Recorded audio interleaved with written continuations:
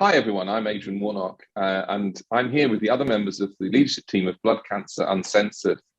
Blood Cancer Uncensored is a website where we share information and stories and just really kind of emotional support, I suppose, for people with blood cancer and the family members of people with blood cancer. We're a little bit different to some other websites because all our authors are either patients or family members of patients, and we also have a supporting community Facebook group that people can join if they want to have peer support.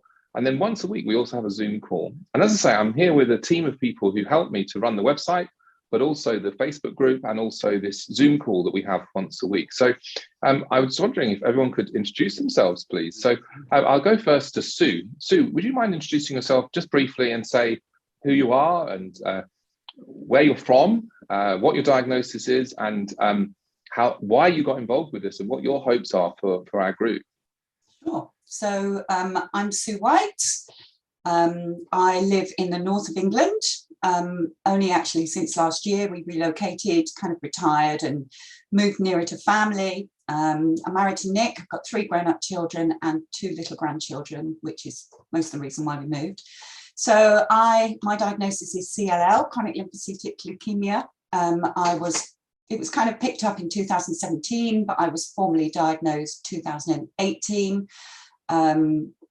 I haven't had any treatment until the last few months. I'm now 4 months into a year's worth of treatment for my CLL, which involves immunotherapy and tablets. It's going well. I had some very big lymph nodes around my neck and they've now disappeared, so I'm really happy about that. So this group really started for me because of my diagnosis, reaching out into Facebook, just wanting some support, really, for me, it's all about people. It's about people who get it. You know, I've got lots of people that felt sorry for me, if you like, when I got my diagnosis, but finding people who really get it because they're going through the same stuff is priceless. So I started, I think, Adrian, when I saw a call to whether anybody wanted to join a WhatsApp group. I think that was it, really. I think that's how I got involved. So we connected, we started to get to know more people, particularly on the Facebook page. I didn't join the Zoom call straight away, but as soon as I started that call, it's become kind of an essential part of my week, really. Even on the days where I'm feeling a bit rough, if I push myself and come online, I always feel better when I come away again. So for me, it's all about people. It's about friends, you know, people that I've never met in the flesh, but are definitely friends, and just supporters, really, supporting me through treatment, cheering when things go well, you know, being next to you side by side when things are not going so well, just providing support, information. I mean, the website has been amazing just for informing me about, you know, what might happen with the treatment or anything to do with my condition. And you know, cell biology is a complicated thing, and the website has really helped me with that. So for me, people first, you know, people number one. But you know, the information, the support when I have questions is great too. That's great, Sue. So let's introduce now Lynn, who I know has a lymphoma. So Lynn, could you just tell us a bit about how you got to hear about the group and how you'd like to see the group develop? Okay, I was diagnosed in 2013. I live in West Texas, near a town called Buffalo Gap, and I was diagnosed in 2013 with small lymphocytic lymphoma, and I've been in treatment since 2014, and I'm on a BTK inhibitor, ibrutinib, which has been working for me for 7 years. And of course, for the period of time I've been dealing with the disease, I encountered various groups of support on the internet and sources for information, but they were of variable quality. And I don't recall exactly how I stumbled upon this group, but the thing that caught my eye was that they were getting together for a Zoom call. And I enjoy the interaction with people. And so I logged in and met the group, and they were friendly, and they were from all over the world. They were diverse in what disease they had, what accident they had. I just enjoyed it. It was not a technical discussion. It was a fellowship more in, I mean, there's sometimes technical information that is shared, but the social aspect was especially meaningful to me to meet with various people. And so sometimes, well, we step away from our family to get to do this, but it's certainly an enjoyable time.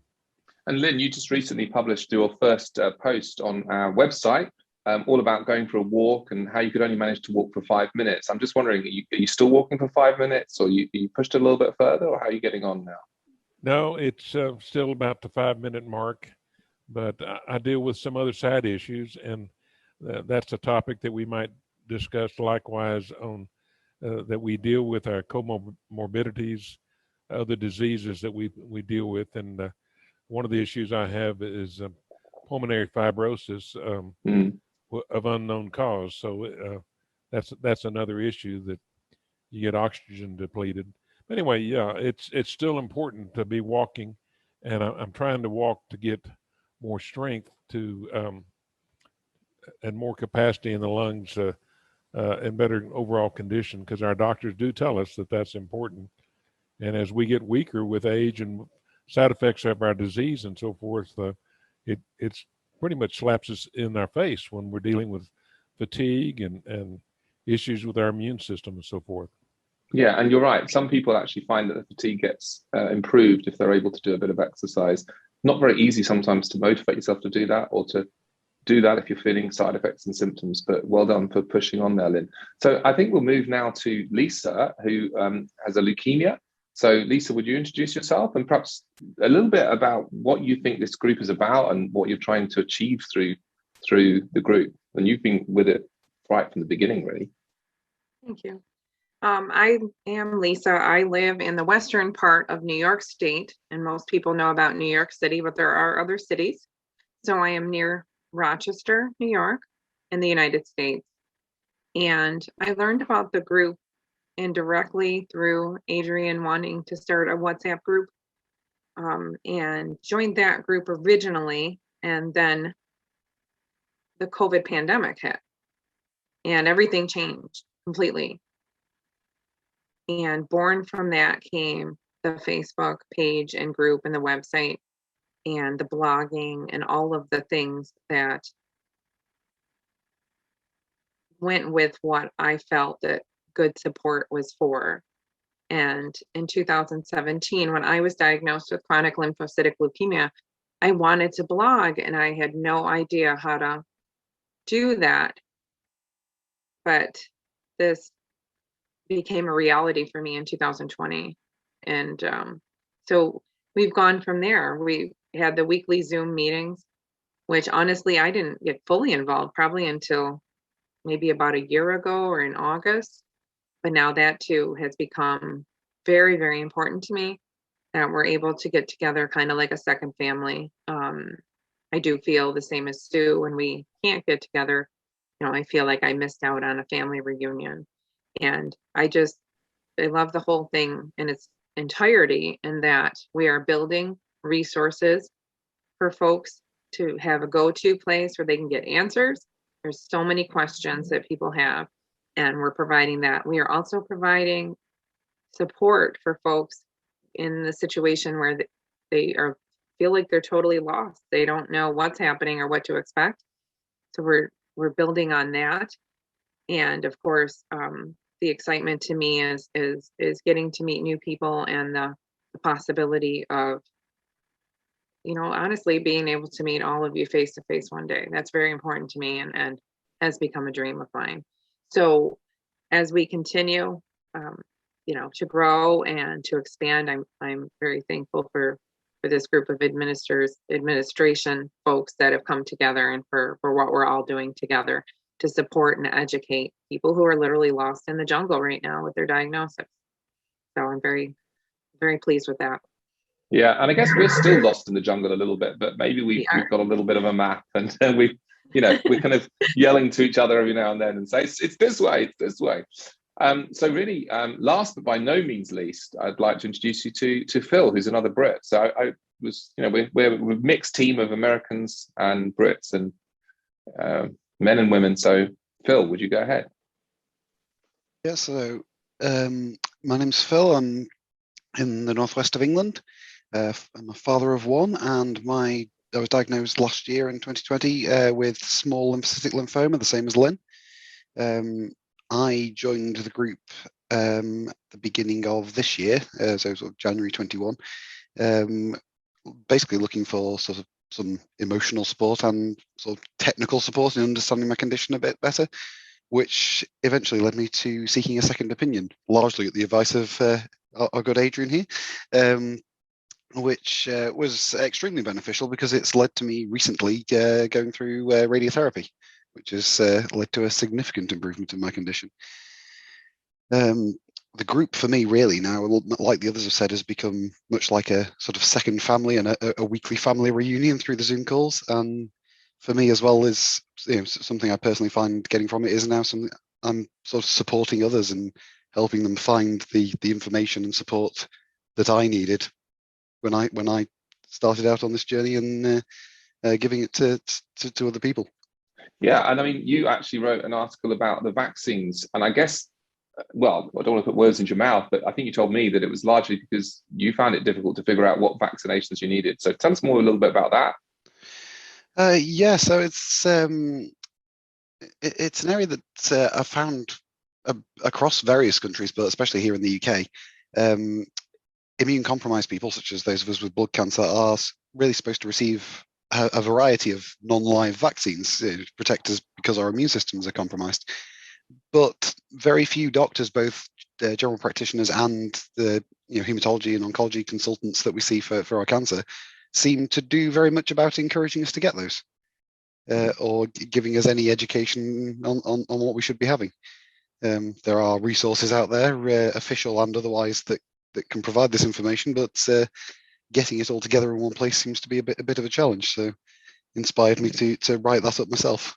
Yeah, so it's kind of like a technical support manual, isn't it? That you put together for people in a really simple way, and also with links to the original information. So you could actually print it out and give it to your doctor, because it actually cites all the official documents as well, but does it in a way that makes sense. So well worth having a look at that. And that's the kind of thing we want to do. We want to provide information that is simple and easy to understand, and we'll also link to other people's information that they've made that's really easy as well to understand at times. But we also want to provide that kind of emotional support. And so we do talk about the emotional journey as well, as people have mentioned in the articles and sometimes videos, and also, of course, in the calls that we have and in the discussion that we have in the Facebook as well. Because it's one thing to know, it's another thing to understand, and it's another thing to feel and to be able to share those feelings with one another. And that's a big part of what we're trying to do. And I think it might be worth just sort of mentioning a little bit about why we call ourselves Uncensored. There are lots of groups out there, and there are lots of ways in which you can approach this issue. But for me personally, I was really keen that we were as open as we possibly could be, that no topic would be off bounds. So some of us, even in this call, are believers in God, and other of us aren't. And sometimes in certain internet forums, it's like, oh, we can't talk about that because there might be arguments. It's like, well, there's no need to be arguments.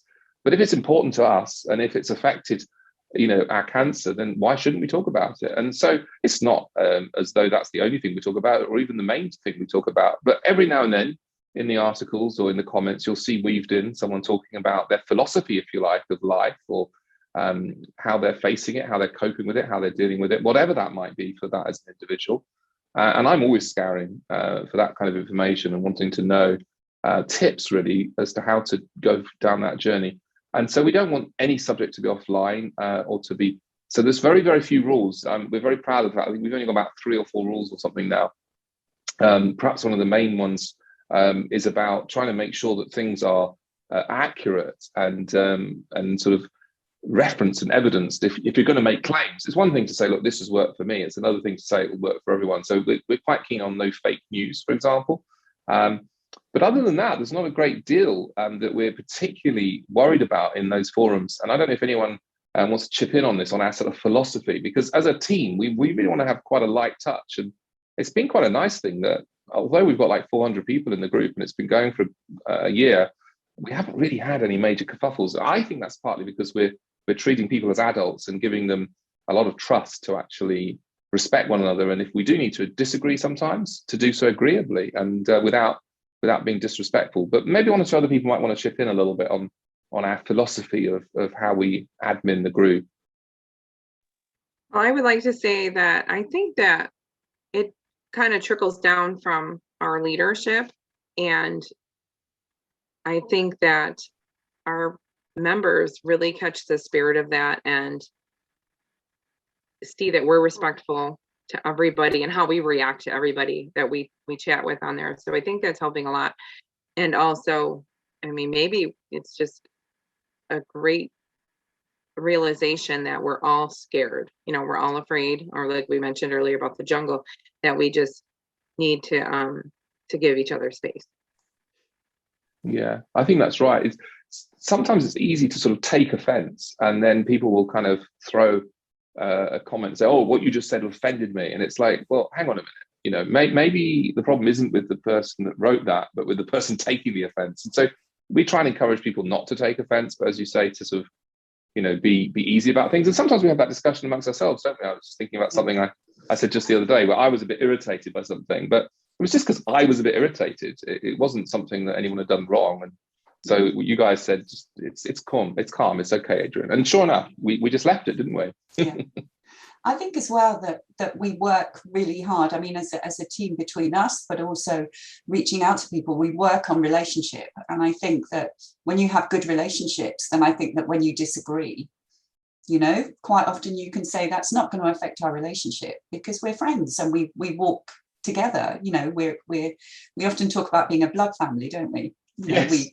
We are a blood family, and I love that aspect because it is like having another family. And I think if you work on relationships, and when you come up against things that maybe you don't have the same opinion about, you don't have to fall out with that. You can just have the discussion, and the relationship will remain. So I really, really appreciate that. I think that's such a strong thing, that the relationships are so strong between us, but also as we reach out to other people that join us. I think that's so important. Mm-hmm. So anyone want to comment on I think about the only thing that we've had to really majorly intervene on has been about spam. So anyone got any thoughts on how we define spam? I mean, that's always a bit of a difficult one, isn't it? Anyone? Maybe Phil or somebody? I don't know. Someone? No one wants to define spam. I guess it defines itself, doesn't it? Anyone? Oh dear. Have we all run out of steam here? Spam is kind of like a call, telemarketer call.